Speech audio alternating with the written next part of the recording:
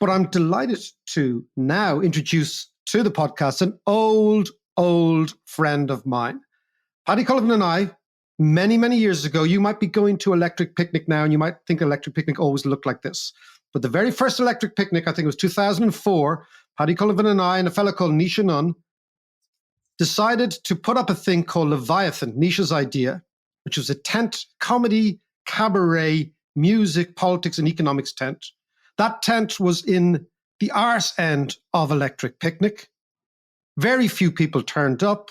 Over the years, it has grown and grown. It is now Minefield, which is Nisha's baby. And Paddy, for the first time, is on the show. He also has an extraordinary show called The Murder of Michael Collins, which I urge you all to have a look at, to go to. We'll talk about that in a second. Paddy, great to see you. How are you? Great to see you, Dave.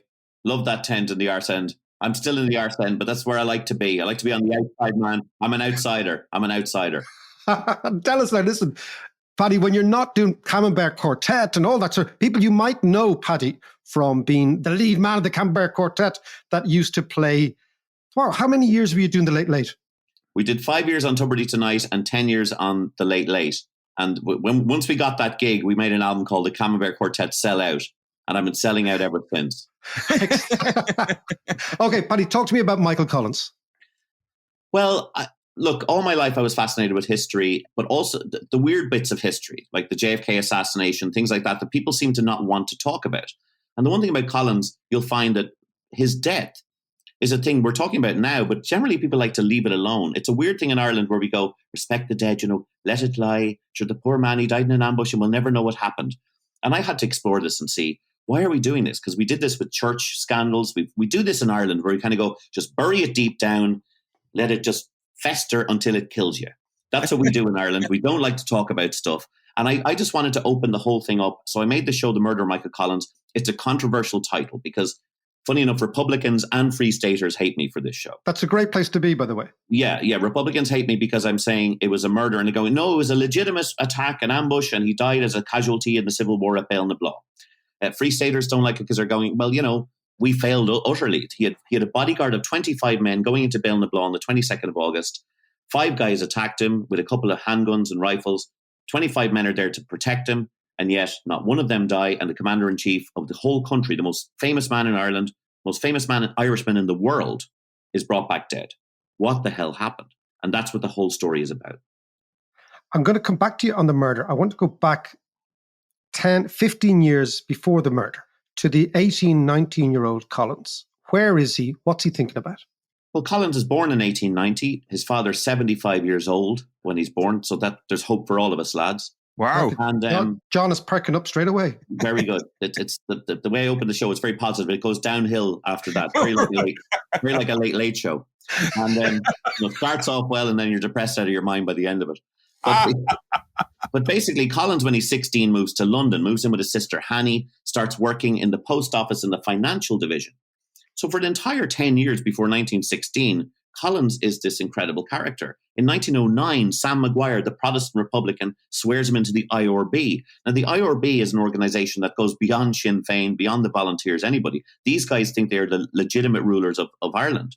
So, he starts spying. He meets members of high society through Hanny, people like Moyle Llewellyn Davies, Crompton Llewellyn Davies. Crompton Llewellyn Davies is the boss in the post office of the financial division. And when you think about the post office, that was the communications network of the British Empire. This guy is getting in at a bottom level, spying on what the Brits are doing. He's hanging out with Crompton Llewellyn Davies, who isn't just Moyle Llewellyn Davies' husband and his boss, but he's also best friend and election agent for Lloyd George. So these are these powerful Welsh people who were taking over England at the time. Yes, but I mean, by 1910, he's 2 heartbeats away from Lloyd George. He'll be negotiating with 11 years hence. So this guy, we're always presented this image of Michael Collins as being this kind of farm boy made good. We're Brendan Gleeson, wrestling fellas to the floor and biting their ears, and Jesus, wasn't he great at the old War of Independence? No, this man is more like James Bond. And he's going to do anything in and out of bed to unite Ireland. He's going to hang out with Fabian socialists in high British society years before the Easter Rising even happens. So this guy is James Bond. So the Fabian socialists, just so we know, they're George Bernard Shaw's crowd. They are deeply intellectual. They want a social. They want this. How would you describe the Fabians? Just give us context. Yes, I said Fabian socialist down in Cork, and people got annoyed and said, "What is a Fabian socialist?" And they were right, because you should explain it. A Fabian socialist is something like Tony Blair. It's a rich person who wants socialism, but far enough away that it doesn't affect their income. Precisely. Okay? Yeah, we know the type. So it's like a Labour politician sending their kids to private school. Exactly. Yeah, they want. Yeah, we have a few of them. They want socialism, but they want it far enough away that it doesn't affect them. But in the early 20s or the early teens of the century, the Fabian socialists, people like Lloyd George introduced the old age pension. These guys were very progressive. And Collins is hanging out with these people. So, I mean, I know Fine Gael would like us to think that Collins was some kind of, Fine Gaeler ex-banker type who wanted to retire to the Burnaby with Kitty Kiernan and live high on the hog. The Burnaby guy, by the way, is a posh housing estate built in 1903 in Greystones for ex-bankers. Now, let's keep going on. And by the way, if you're not from Ireland, Greystones is a reasonably swanky village about 20 miles south of Dublin. JM knows all about that. Yeah, exactly. I grew up in Greystones for 5 years. When I was spying on them myself, Dave, just so you know. And no, the Burnaby is a famous housing estate. Of course, Dev's family lived in the Burnaby during the whole War of Independence, and Michael Collins used to cycle out and bring them money and stuff. So he was very friendly with the Dev's family and kids and everything like that. He was a brilliant guy. But so let's go back. Let's go back to London. Let's go back to the formative years. Yeah, so he's a radical. He's an absolutely radical Republican. People forget this about Collins. He's hanging out with these people. He's also hanging out with the Gaelic League and learning gun skills and all the rest of it. Joins the Volunteers in 1914. But that's 5 years after he's doing this immense work, spying on the British establishment, immersing himself in the British establishment, and even in 1915 goes to work for J.P. Morgan and, sees the bond scheme that funds World War I, uses that bond scheme to fund or crowdfund the War of Independence. The man's a genius, as far as I can see. Comes back and just becomes a captain in the 1916 Rising, sees the futility of sitting in buildings and waiting for the Brits to bomb you out of them, and actually says personally that he hadn't much time for Pierce, but he would follow Connolly to hell if he asked him. So this idea... That's interesting. So Connolly was his mate. Connolly was his go-to. And this is the funny thing. We're going to be sold a big bag of goods this year about Collins being the right-winger, the Fine Gaeler. I'd just like to let everyone know, Collins died 10 years before Fine Gael was formed under the leadership of Owen O'Duffy. And he died 8 months before Cumann Gael was formed. Collins lived and died a member of Sinn Féin. And that's the end of it. Well clarified. Let's keep going. No, but I think you're absolutely right, because, I mean, the great thing you said at the start, Irish people tend to bury stuff and not talk about it. We also tend to bury stuff and reinvent it as our own myth. And that's very clear that all the 1916 fellas, all the War of Independence, Civil War fellas, it's all reinvention. Completely. And in fact, they being Republicans, they invent their own royalty. Who deserves a pension? Who did the most work? We shouldn't have gone down that road. It was all about equality. But the funniest thing about the way we approach history and why I did this show is I call it the 3 rules of Irish history, right? So we know nothing about what happened to Collins. There's no forensic or ballistic stuff, but it's all about what fellas said. But our history in Ireland is all about what one fella said. And so I call it I knew a fella who knew a fella. That's the first rule of Irish history. So every time you talk to someone about history, goes, my auntie knows who died. Or my auntie used to bring a bottle of whiskey to him every day. He was a drunkard, Now, you'll have this whole thing where Collins died because he was foolhardy and he was careless and he never was in a gun battle. He owned 21 handguns. The man did rifle training in 2014. The man completely knew his way around weapons and he completely got involved in stuff. So we've lied to ourselves. Then the second thing is let it lie. Don't speak ill of the dead. That's the other thing we do in Ireland. Ashley will never know, it'll be grand. And then the last one is heroic failure. So we have heroic failure because all our rebellions failed. And the only one that succeeded really with any measure was the one that Collins negotiated, which is getting us a measure of freedom. I'm an anti-treaty person, but I now see the sense in it because of what happened afterwards, which was once Collins died, everything just went into stasis. It's like it froze. The South froze, the North froze. They didn't even talk to each other for, until the 1960s when it was too late. So I see the point of it. But heroic failure is a funny thing where we big ourselves up in this country. About our achievements and what we did, So I call it the Italian 90sification of Irish history.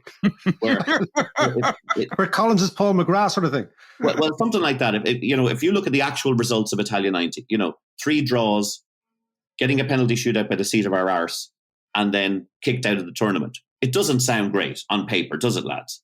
No, but it was very heroic. But the way we sell it is... We won the World Cup. In Irish history, and we won the World Cup, as far as I'm concerned. No one even remembers that Ireland didn't win the World Cup and that Germany won it. Yeah. We won the World Cup. Now, that's what we do with our history. So we big up somebody. So let's say, take somebody like Collins, a brilliant man, a total militant, who also wrote a constitution, a total merciless kind of genius, tactical genius, who also decided to become a leader and negotiate peace. He has far more in common with Martin McGuinness than anybody else. But you would, if you said that in the South, would drive the establishment mad. But that's really who he resembles. Do you know what I mean? But instead, what we did after he died is the newspapers. In my show, I do a whole thing on the newspapers. You know, he had 4 last words: forgive them, bury me in Glasnevin with the boys, Dalton, and no reprisals. These are the 4 words he's meant to say when he had a bullet wound that killed him in a 10th of a second. There's no way he could have said any of that stuff. And yet the papers print it. We start to hagiography the guy. We start to make him what I call a mantelpiece martyr, where he goes up on the wall with John Paul II, JFK, and Jesus getting open heart surgery, otherwise known as the Sacred Heart. And, you know what I mean? We've turned him into this martyr who was only into peace. I've shown in my show that he was planning a massive invasion of the North. And one of the reasons he dies is because he's become a pain to absolutely everybody, including his own cabinet, the Brits, and the anti-treaty side. John M. Regan beautifully puts it about Collins. The reason there was no crisis after his death is possibly because Collins was the crisis. Fascinating. Now, I want to ask you, before we go, because this is the great tour de force, but I want to, who do you think killed him? I have to be very honest in my show, because a lot of historians are giving out to me and people are ringing me. People are ringing me anonymously, Dave, and saying, it was Sonny O'Neill. He could have taken that shot now from 20 yards with one hand tied behind his back. I found out that the guy that they've been trying to blame for years, Sonny O'Neill, had a terrible wound in his right arm, 40% disability, and was never a sniper and marksman. There's no proof he was ever a sniper, and yet that's how he's described for 100 years. Elmet Dalton was British intelligence before and after Collins' death, and yet he's treated like he's some kind of star. He even made a movie in Ardmore about the whole thing in the 1950s. Unbelievable stuff. Like, you got to go to this show to see a history you've never known. I have to say, though, I refuse to say who killed him because there's no evidence. There was no inquest. There was no inquiry. There was no autopsy. Well, there was an autopsy, but it was burned. Collins didn't even have a death cert. There's something very mysterious about the most famous man in the world, the most famous Irishman in the world, the most powerful Irishman. He was Minister for Finance, President, and Commander-in-Chief of the country, of the military. He dies within 8 months of taking power. And he was 34. 31. He was 31. Nobody wants to talk about it. I laugh because a lot of people say, oh, he was in ill health. He didn't know what he was doing. He was in ill health. His kidneys were at him. I'm going, I'm 48, right? Even if Collins had food poisoning when he was 31, he'd still feel better than I do. Okay? So would you please stop with the old, he was an Aegis and he was drunk and he was all this. He had a meeting that night at 9:30 with Sean Hales to negotiate the peace settlement with the anti-treaty side. All of this stuff we've been taught through history is absolute rubbish. The main thing I find from the whole thing, having done the show 50 or 60 times, there's no evidence. There's no ballistics. There's no forensics. There's nothing. It's like it never happened. A guy emailed me one time and said, there was no ambush. My grandfather was there. He said there was no ambush. So what the hell happened? How did 30 men go into the Valley of Death and only one comes out dead and he's the most important man in Irish history? It's a really mysterious thing. And, you know, it's funny, Dave, I know you're familiar with Croatia. This guy was Tito. This guy was Ataturk in Turkey. Can you imagine 8 months into his reign, he dies and nobody wants to talk about it? The Yugoslavs and the Turks will be all over the place trying to find out what happened to their leader. You know, it's interesting you talk about Ataturk. I won't get sidetracked, but I've always thought that's exactly who Collins was. He was our Ataturk. 100%. He had the same ideas. He was scientific. He was future-orientated. He was pragmatic. He was a man who understood what the problems of the society were. He was going to confront them. He was going to recast the entire country, and he was going to do that through the military. And he was never going to ever do this idea, well, I'm not a soldier. Like Ataturk, he was going to still remain a general and do it all the way through from the top down. He was completely a soldier, and Collins was a soldier. And it's funny, you know, he assumes commander-in-chief to end the Civil War the minute it starts. I mean, this is the funny thing. He didn't want that to happen. He had to do it, though, or the British had an army of 6,000 in Dublin. They would have just come in and swept the place again. And he only had an army of 4,000. You see, Collins is always thinking numbers. He's completely about numbers. But the funny thing I always say about Collins is you'll hear a lot of plumos and rubbish this year about how, leave him alone now and don't be digging him up and exhuming him and finding out what happened, because that's terribly disrespectful to the dead and everything. Who's the one person who would want to know what happened to Michael Collins? Michael Collins, one of the most forensic, detail-orientated, a man who could run rings around an entire empire from a tiny city, from a tiny country, and actually win. I mean, win some measure of freedom for the first time in 700 years. You think he wouldn't want to know what happened? So my job is to be like Peter Falk in Columbo.